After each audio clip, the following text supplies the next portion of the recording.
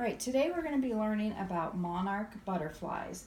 We're going to be using a new strategy, the BKWLQ strategy. We've used KWL before, so I think you guys are familiar with that. So we looked at the Very Hungry Caterpillar to build some background knowledge. What kind of knowledge did we build, Griffin, when we listened to the Very Hungry Caterpillar? That they eat a lot. Okay, so they eat a lot. Anything else you learned? That they go through a different process as they get older. Okay.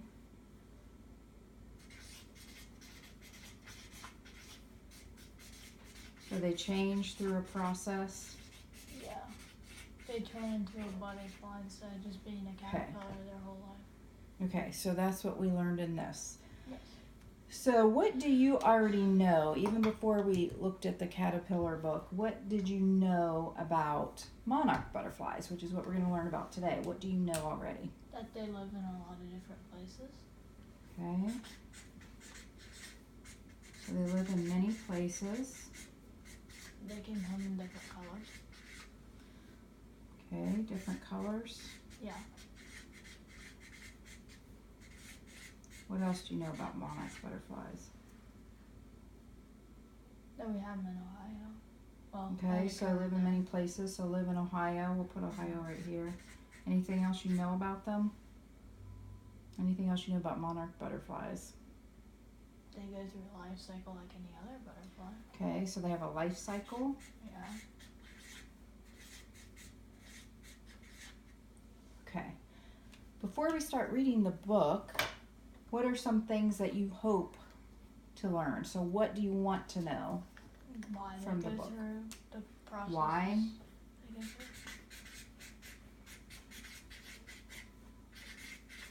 So why they go through the process?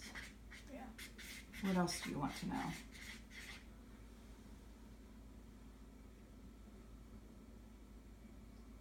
Why they like warm weather. So why they like warm weather. Okay. Okay, we are going to read the book and then we're going to write down what we learned after we read, and then if we ended up with more questions after we read it.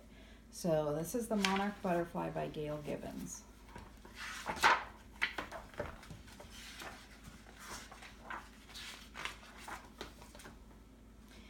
It's summertime in the north. A breeze stirs the stem of the milkweed plant. The monarch egg is white and shiny, is the size of a small dot, and sticks to the leaf. When the butterfly lays the egg, she makes it sticky. Wind and rain cannot make the egg come loose. In a few days, the egg hatches. Out crawls a small caterpillar, also called a larva. First, the caterpillar eats the eggshell and then chews away at the milkweed. The egg of the monarch is almost always laid on a milkweed plant. The plant will be its food. The caterpillar eats and grows and begins to change. It breaks out of its old skin, showing a new skin underneath. This is called molting. It's showing you molting in the picture. For 2 weeks, the caterpillar eats and eats. It molts about 5 times. Finally, it is a full-grown monarch caterpillar about 2 inches long. So in the pictures, you can see all the times that it molts its skin. Now something wonderful begins to happen. The caterpillar creeps to the stem of a leaf. It attaches itself to the stem and drops down head first. The caterpillar's bright colors become greenish. Then the skin splits and moves up to the top. The skin falls off and a new strange form appears. It is called the chrysalis or pupa. The chrysalis is like a blanket that is wrapped around the body, growing inside. At first, the chrysalis is long and soft, and then it shrinks and hardens and becomes light green, decorated with gold dots. Inside, the monarch butterfly begins to grow. About 2 weeks later, the chrysalis changes again.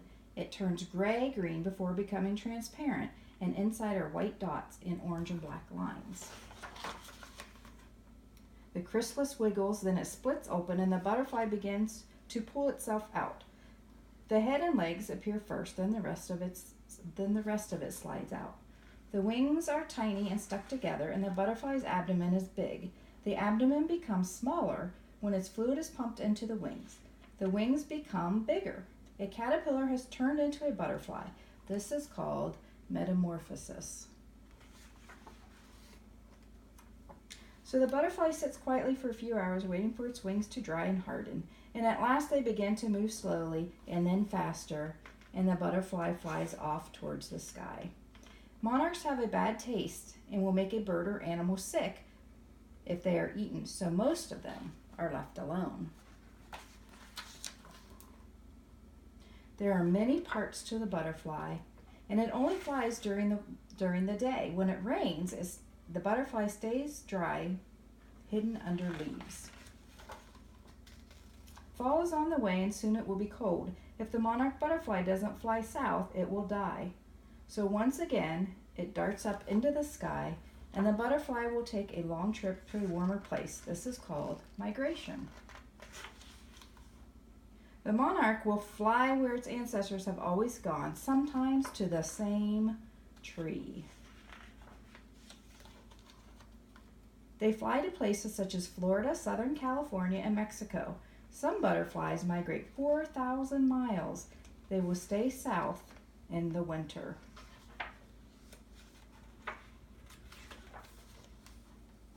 Monarchs can cluster together, thousands of them clinging to one tree. In the spring, these butterflies will migrate north again to the fields of the milkweed plant. Okay, so we heard about the butterfly's life cycle. Mm-hmm. So what did we learn from the book? That they have to migrate because they'll die from the cold. They migrate so they don't die from the cold.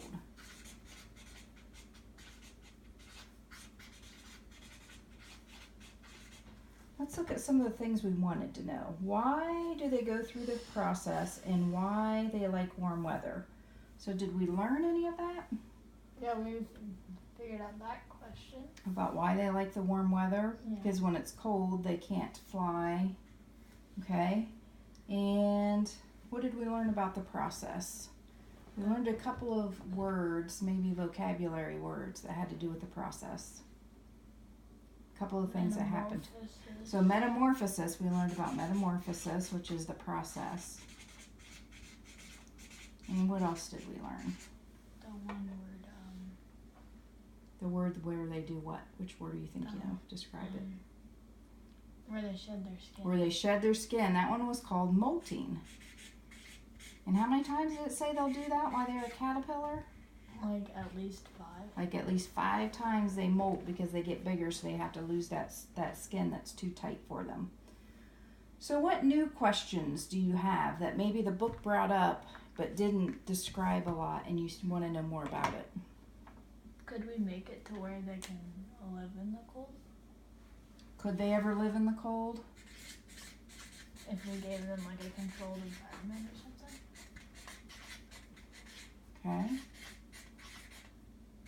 What else?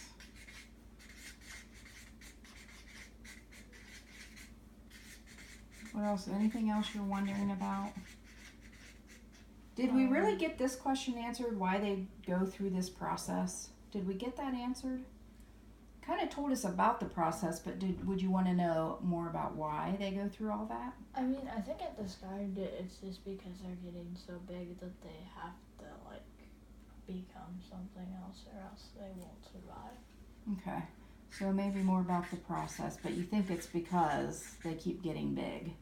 So that would maybe be one of the questions we would want to find out. Anything else we learned or any other questions you would have before we go on to our other lessons about butterflies for the week? Anything you would be wondering about? I don't think so. It'll just be interesting to see the process when we have our butterflies or our caterpillars in the net, in the cage, and then we'll see how they change and grow to become butterflies. Right, and then maybe that will help us answer this question. Answer the question about the process. Okay, very good.